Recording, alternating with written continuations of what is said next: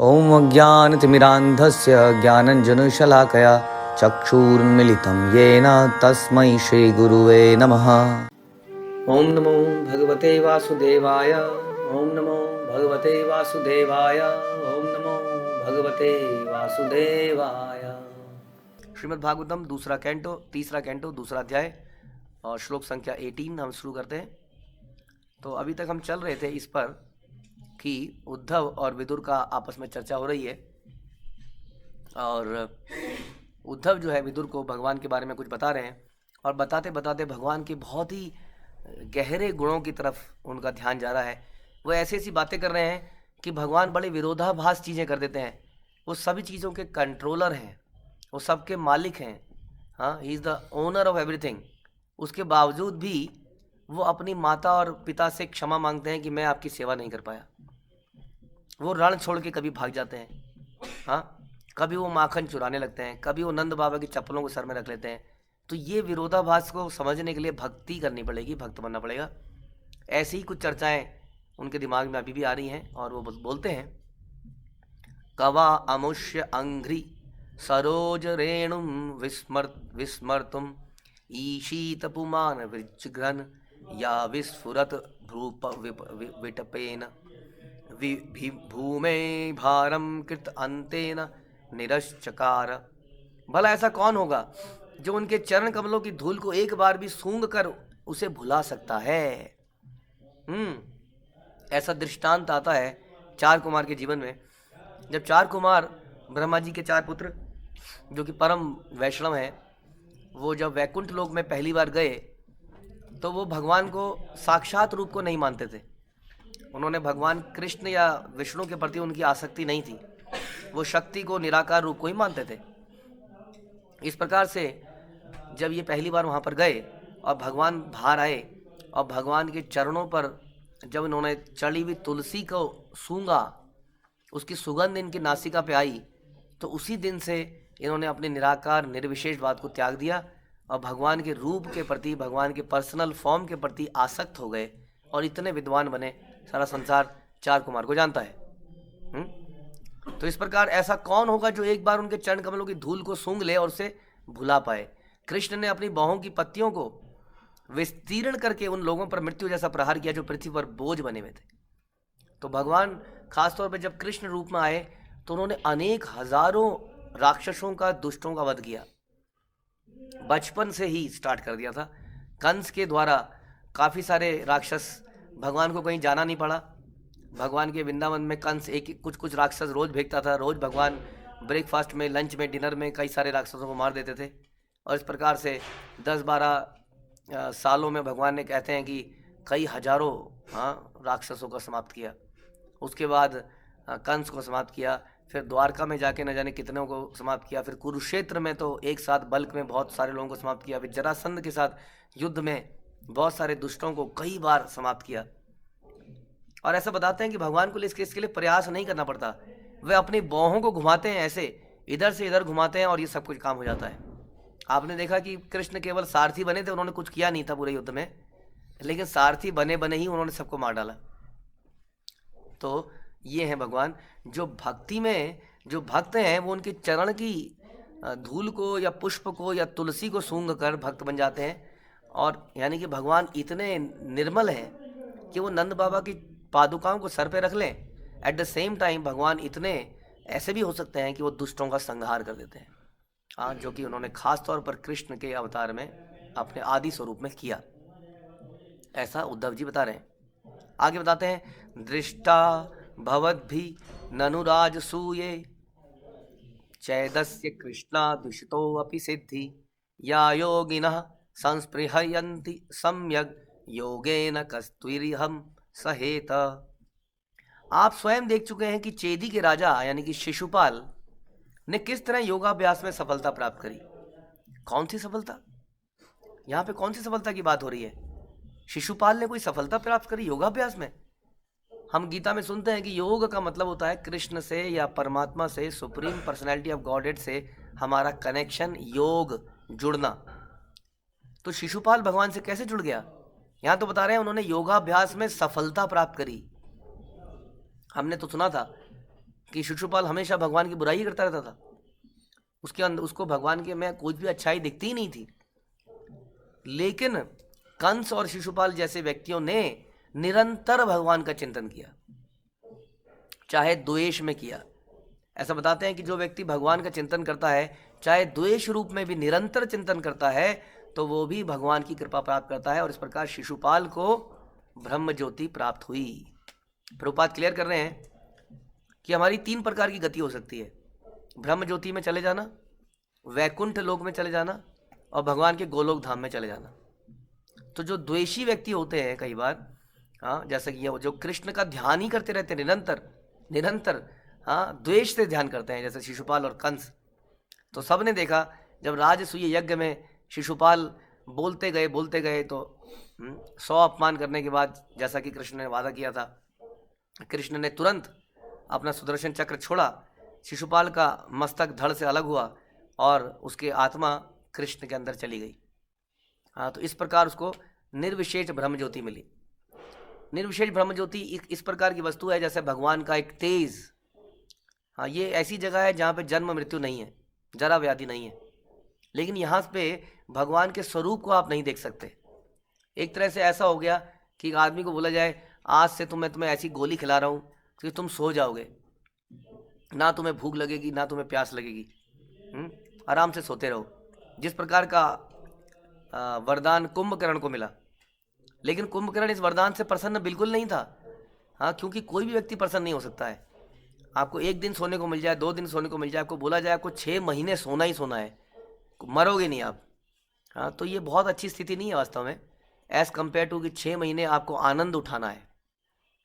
हाँ, आपको कोई बीमारी नहीं लगेगी, बुढ़ापा नहीं आएगा, मरोगे नहीं, जन्म नहीं होगा, और आप आनंद करोगे, खेलोगे, कूदोगे, भगवान के साथ कई सारी लीलाएं करोगे। और उसके कंपेयर में ऐसा व्यक्ति जिसको 6 महीने सोने को बोल दिया जाए, वो भी नहीं मरेगा, उसको भी बुढ़ापा नहीं आएगा। इन दोनों में आप खुद ही अंतर निकाल सकते हैं। तो ब्रह्म ज्योति की ऐसी जगह है जहाँ पे कोई एक्टिविटी नहीं है, एक तरह से सुप्त अवस्था में जीव चला गया। और वहाँ पर भी कहते हैं कि व्यक्ति परमानेंटली नहीं रह पाता, क्योंकि आत्मा का स्वरूप है एक्टिविटी, हाँ, आनंदमय अभ्यासात। तो शिशुपाल जैसे व्यक्तियों को ये निराकार ब्रह्म ज्योति मिल जाती है। हाँ, और उसके बाद कई ऐसे लोग होते हैं जो भगवान की दिव्य प्रेममयी सेवा में नहीं होते हैं, वो आदर रूप सेवा में होते हैं, या द्वेष रहित कई बार भगवान का दर्शन करते हैं। तो ऐसे लोगों को वैकुंठ भी मिल जाता है। तो कुरुक्षेत्र की युद्ध में जितने भी सैनिकों ने कृष्ण को देखा और उनके रूप को सराहा, और देखते देखते बेचारे बाण खा के मारे गए, कहते हैं वो सारे के सारे लोग वैकुंठ को प्राप्त हुए। वो ब्रह्म ज्योति में नहीं गए क्योंकि वो कृष्ण के द्वेषी नहीं थे, लेकिन कृष्ण के मित्र भी नहीं थे, तो उनको इसलिए निर्विशेष ब्रह्म ज्योति के ऊपर का एक और लेवल मिला।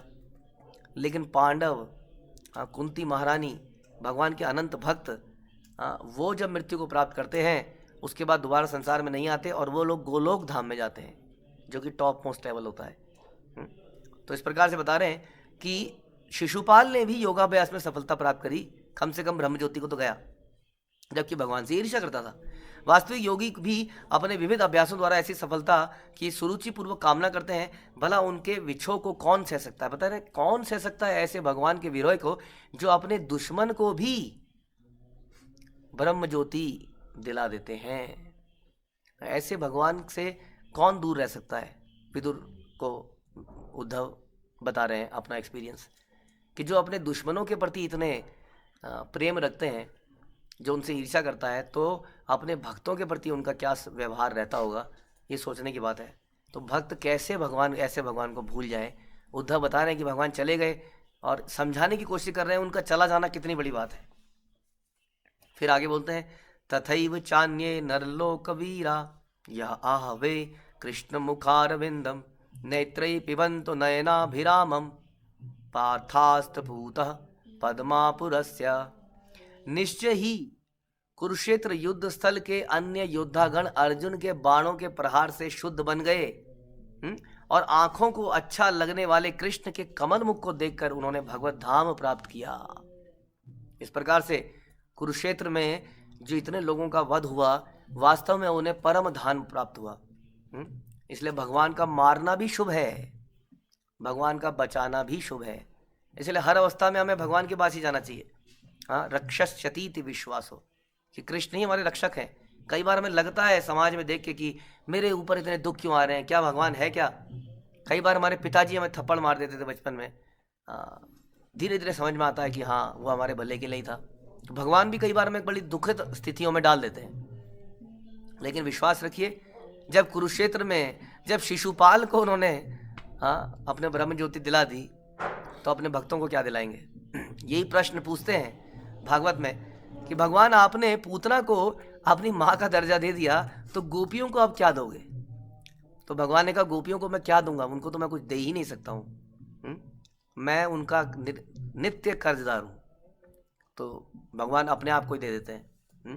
जैसा हम सुन रहे थे कि भगवान ने हनुमान जी को कहा कि मैं तुम्हें क्या दे सकता हूँ, मैं तुम्हें अपना एक आलिंगन दे सकता हूँ, और हनुमान जी को गले लगाते हैं। तो भगवान, भक्त चाहता भी यही है बस, और कुछ चाहता भी नहीं है भगवान से। आगे बोलते हैं, स्वयं त्वसाम्य तिशय स्त्रधीश स्वराज्य लक्ष्मयाप्त समस्त काम बलिम हरिद्भिश्चिरलोकपालै किरीट कोटय डितपाद पीठा। भगवान श्री कृष्ण समस्त त्रयों के स्वामी हैं और समस्त प्रकार की संपत्ति की उपलब्धि के द्वारा स्वतंत्र रूप से सर्वोच्च है। वे सृष्टि के नित्य लोकपालों द्वारा पूजित हैं, जो अपने करोड़ों मुक्तों द्वारा उनके पांवों का स्पर्श करके उन्हें पूजा की सामग्री अर्पित करते हैं। हाँ, भगवान बड़े साधारण से लगते हैं अपने कृष्ण रूप में, लेकिन वास्तविकता तो ये है, जब ब्रह्मा जी को पता चली, सारे संसार के समस्त लोकपाल, अलग अलग ईश्वर जिसमें शिव और ब्रह्मा भी आते हैं, अलग अलग देवता भगवान को ऑफरिंग करते हैं, उनको प्रणाम करते हैं, उनकी पूजा करते हैं, लेकिन वही भगवान बड़े साधारण से दिखते हैं अपने आदि स्वरूप में, अपने कृष्ण रूप में। और उसी को देख कर ब्रह्मा जी मोहित हो जाते हैं कि how can God do this, कि एक भगवान जो है दूसरे का झूठा खा रहे हैं, एक साथ सारे के सारे बैठे हैं हाँ जमीन पर। कहाँ भगवान को चावर करा जाता है, मोर पंख किया जाता है, आरती करी जाती है, वही भगवान ग्वाल वालों के साथ एक जंगल में बैठे हैं और चट्टानों के कटोरों में खाना डाल के खा रहे हैं, कभी कभी एक दूसरे के मुंह से निकाल के खा ले रहे हैं। तो इतने साधारण दिखने वाले भगवान, क्योंकि वो लीला पुरुषोत्तम है, भक्त वत्सल हैं, तो अपने भक्तों के साथ ऐसा व्यवहार करने के कारण कई बार लोग उन्हें साधारण समझ लेते हैं, लेकिन ये वही भगवान है जिनको समस्त लोकपाल प्रणाम करते हैं। ऐसा बड़े बड़े लोगों ने, जैसे कि ब्रह्मा जी ने पाया, जब उन्होंने देखा कि सारे ग्वालपाल चोरी करने के बावजूद जो ब्रह्मा जी ने अपनी शक्ति से भगवान के सारे बछड़ों को, गायों को, उनके सखाओं को चोरी कर लिया, और भगवान ने अगले ही पल में सारे ग्वालबाल खड़े कर दिए। तब ब्रह्मा जी को रियलाइज हुआ कि ही इज गॉड हिमसेल्फ। तो विदुर को उद्धव जी ऐसी चीज़ों के बारे में बता रहे हैं, यानी कि बड़े भावुक हो रहे हैं। ततस्य केलंकर्य मलम भृतान्नो विग्लाप्य संयंगा यदुग्रसेनम तिष्ठन्नि शश्रम परमेष्टि धीक्षणे न्यबोधयदेव निधारयेति। अतएव हे विदुर, क्या उनके सेवकों हमको पीड़ा नहीं पहुंचती। आप बता रहे हैं विदुर, क्या हमें दुख नहीं होगा। हाँ, जब भगवान स्वयं राजा उग्रसेन के सामने खड़े होंगे एक छोटे से आदमी की तरह, क्योंकि राजा तो उग्रसेन थे। हाँ, कृष्ण राजा नहीं थे ना, राजा तो उग्रसेन थे, यदु जो है उन्हीं के साथ थे। तो उसके सामने कृष्ण अपडेट दे रहे हैं कि हे यदुवंश के राजा, या हे उग्रसेन, हाँ सुनिए, अपडेट ये है, इतना का टैक्स का कलेक्शन हुआ, इतने का टैक्स जमा हुआ, यहाँ पर ये हुआ, यहाँ पर वो हुआ। तो यह कहकर सारी व्याख्याएं प्रस्तुत करते हैं कृष्ण खड़े होके किसके सामने, उग्रसेन के। तो उद्धव जो है, क्योंकि जानते थे कि स्वयं भगवान है, तो कहते क्या ये दो, क्या हमें पीड़ा नहीं होती थी, क्या देख के पीड़ा नहीं होती थी कि कृष्ण अर्जुन की लात को सहन करके रथ को हाँक रहे हैं। क्योंकि युद्ध में आप ये नहीं बोल सकते कि राइट लीजिए, लेफ्ट लीजिए, हे केशव कृपया रथ को दाएं हाथ पे ले जाएं, ये आवाज़ तो पहुंचेगी नहीं वहाँ तक, क्योंकि कितनी सारी गदाएं आपस में टकरा रही हैं, कितनी सारी तलवारें आपस में टकरा रही हैं। हाँ, कितने लोग चिल्ला रहे हैं, आवाज़ आ रही है। ये कोई आजकल की जैसी लड़ाई थोड़ी है कि 1 किलोमीटर दूर पे कोई बैठा है, हम निशाना साध रहे हैं। ये सोचिए 100 लोग भी साथ में खड़े हो जाते हैं तो कितना हल्ला होता है। जब 64 करोड़ के करीब लोग जब एक साथ खड़े होंगे तो कितना हल्ला होगा, और उसमें सब यंत्र आपस में टकरा रहे होंगे। ऐसे में आपकी आवाज़ दूसरे के सामने नहीं जाएगी। तो कृष्ण को रथ को हाँकने के लिए अर्जुन को लात मारनी पड़ती थी, राइट और लेफ्ट। हाँ, तो जो भक्त हैं इन बातों को देख के उनके आंसू आ जाते हैं। तो वही कह रहे हैं उद्धव कि क्या हमको पीड़ा नहीं पहुंचेगी जब भगवान अपडेट देंगे उग्रसेन को। Who is Ugrasen? तो this is the quality of Krishna. और जो भी कृष्ण भक्त हैं उनको ये क्वालिटी अपने अंदर लानी ही पड़ेगी कि उनके अंदर मान सम्मान की इच्छा उसको समाप्त करना होगा, क्योंकि हमारे भगवान ऐसे हैं, हाँ, जो कि बिल्कुल निम्न छोटे से छोटा बनने को तैयार हो जाते हैं। इसलिए कृष्ण के भक्तों में ये क्वालिटी होनी चाहिए कि उनके अंदर दैन्यता आए। यदि हमारे अंदर दैन्यता नहीं आ रही है, झगड़ालू नेचर है, हाँ, तो कैसे हम भगवान को। इसलिए कहते हैं कि सबसे बड़ा जो गुण है भक्त का, दैन्यता। हाँ, शरणागति के 6 लक्षणों में एक महत्वपूर्ण लक्षण है दैन्यता। I am not eligible, I am not worth, I am your servant, I am the servant of your servant. इस भाव के साथ ही हम भगवान को प्राप्त कर पाएंगे। तो इस तरह की वक्ता, इस तरह की चर्चाएं, इस तरह की बातें उद्धव के दिमाग में सारी चल रही हैं, और वो विदुर को बता के एक प्रकार के रुदन कर रहे हैं और भगवान का विक्षोभ, भगवान का दूर जाने को महसूस कर रहे हैं, उसके लिए पीड़ित हैं। और भक्त का यही एक तरह का यही उनका एक रस भी है। ये जो विरह का जो रस है, इसको भक्त लोग, इससे प्रेम बढ़ता है। और इसके बाद सोचिए जब उद्धव जी भगवान के पास जाएंगे तो कितनी व्याकुलता से मिलेंगे, जब इतना व्याकुलता उनकी बातों से इस वक्त लग रही है। तो ऐसी व्याकुलता भगवान हमारे अंदर पैदा करें, हमें दैन्य बनाए, हमें भगवान के भक्तों का दास बनाए। हरे कृष्णा। श्रील प्रभुपाद की जय। ग्रंथराज श्रीमद् भागवतम की जय।